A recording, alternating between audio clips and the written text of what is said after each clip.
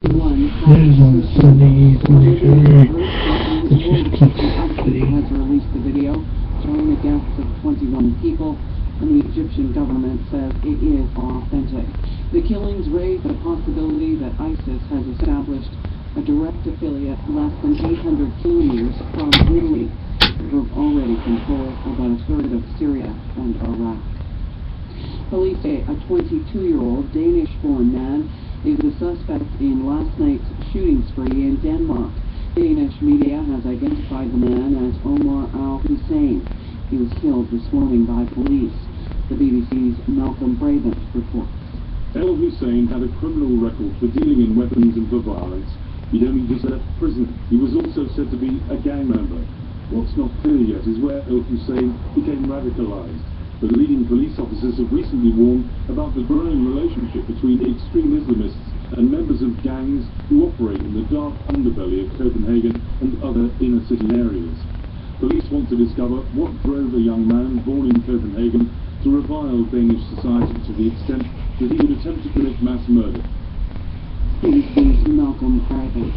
A ceasefire appears to be holding in some parts of eastern Ukraine, but there's still artillery fire being reported in one city. The CBC's Noah Ayat has more. At the end of the first full day of what many here feel is a tenuous truce, it does appear to be mostly holding. In the city of Donetsk, the guns have fallen silent, and some people have ventured out from the shelters to get the blast. And yet, it hasn't been totally quiet. And of all the exceptions, the most worrisome is the exchange of artillery fire in Debaltseve.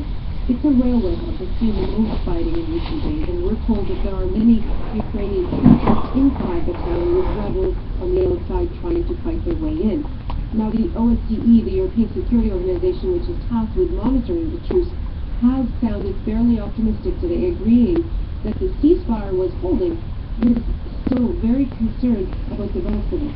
Still, despite those concerns, the German and French leaders, along with the Russian and Ukrainian presidents, spoke today and have agreed that the next phase of the ceasefire should be implemented. Nalaya, CBC News, Dnipropetrovsk in East Ukraine.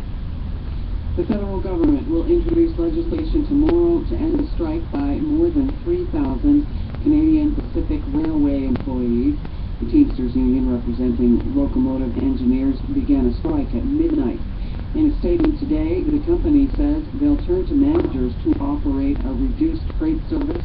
CP also runs passenger trains in the Montreal area.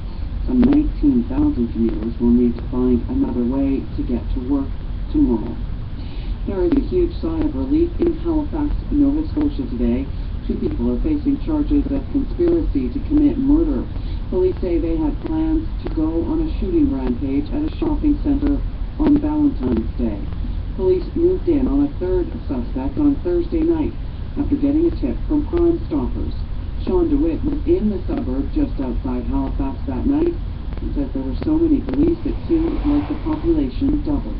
The one thing people need to understand is these police are running forward when everybody's running backwards. Calling them heroes is an understatement. They deserve every compliment they can get. 23-year-old Lindsay Tampa Savannah Rath from Illinois and 20-year-old Randall Stephen Shepard of Halifax are charged in connection with the case. Police say 19-year-old James Gamble was also part of the plan, but was found dead inside a home outside Halifax on Friday night.